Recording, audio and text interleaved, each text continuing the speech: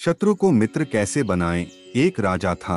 उसने एक सपना देखा। सपने में उससे एक परोपकारी साधु कह रहा था कि बेटा, कल रात को तुम्हें एक विषैला सांप काटेगा और उसके काटने से तुम्हारी मृत्यु हो जाएगी। वह सर्प अमुक पेड़ की जड़ में रहता है। वह तुमसे पूर्व जन्म की शत्रुता का बदला लेना चाहता है।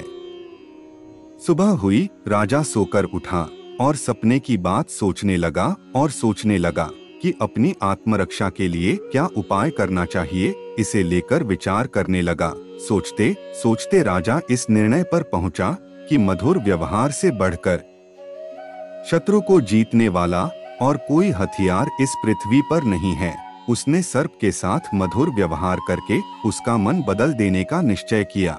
शाम होते ही राजा ने उस पेड़ की जड़ से लेकर अपनी शैया तक फूलों का बिछौना बिछवा दिया, सुगंधित जलों का छिड़काव करवाया, मीठे दूध के कटोरे जगह जगह रखवा दिए और सेवकों से कह दिया कि रात को जब सर्प निकले तो कोई उसे किसी प्रकार कष्ट पहुंचाने की कोशिश न करें। रात को सांप अपनी बांबी में से बाहर निकला और राजा के महल की तरफ चल दिया। वह जैसे आगे बढ़ता गया, अपने लिए की गई स्वागत व्यवस्था को देख देख कर आनंदित होता गया। कोमल बिछौने पर लेटता हुआ, मनभावनी सुगंध का रसास्वादन करता हुआ, जगह जगह पर मीठा दूध पीता हुआ आगे बढ़ता था। इस तरह क्रोध के स्थान पर संतोष और प्रसन्नता के भाव उसमें बढ़ने लगे। जैसे जैसे वह आगे चलता गया, वैसे ही वैसे उसका क्रोध कम होता गया। राजमहल में जब वह प्रवेश करने लगा तो देखा कि प्रहरी और द्वारपाल सशस्त्र खड़े हैं, परंतु उसे जरा भी हानि पहुंचाने की चेष्टा नहीं करते। यह असाधारण सी लगने वाले दृश्य देखकर सांप के मन में स्नेह उमड़ आया।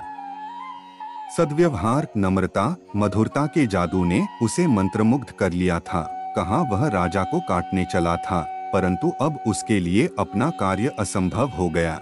हानि पहुंचाने के लिए आने वाले शत्रु के साथ जिसका ऐसा मधुर व्यवहार है, उस धर्मात्मा राजा को काटूं तो किस प्रकार काटूं, यह प्रश्न के चलते वह दुविधा में पड़ गया। राजा के पलंग तक जाने तक सांप का निश्चय पूरी तरह से बदल दिया। उधर समय से कुछ देर बाद सांप राजा के शयन कक्ष में पहुंचा। सांप ने राजा से कहा, राजन, मैं तुम्हें काटकर अपने पूर्व जन्म का बदला चुकाने आया था, परंतु तुम्हारे सौजन्य और सद्व्यवहार ने मुझे परास्त कर दिया। अब मैं तुम्हारा शत्रु नहीं, मित्र हूँ। मित्रता के उपहार स्वरूप अपनी बहुमूल्य मणि मैं तुम्हें दे रहा हूँ, लो इसे अपने पास रखो। इतना कहकर और मणि राजा के सामने रखकर सांप चला गया। अतः व्यक्ति का व्यवहार कुशल है तो वो सब कुछ पा सकता है। जो पाने की वो हार्दिक इच्छा रखता है, कुछ भी असंभव नहीं है।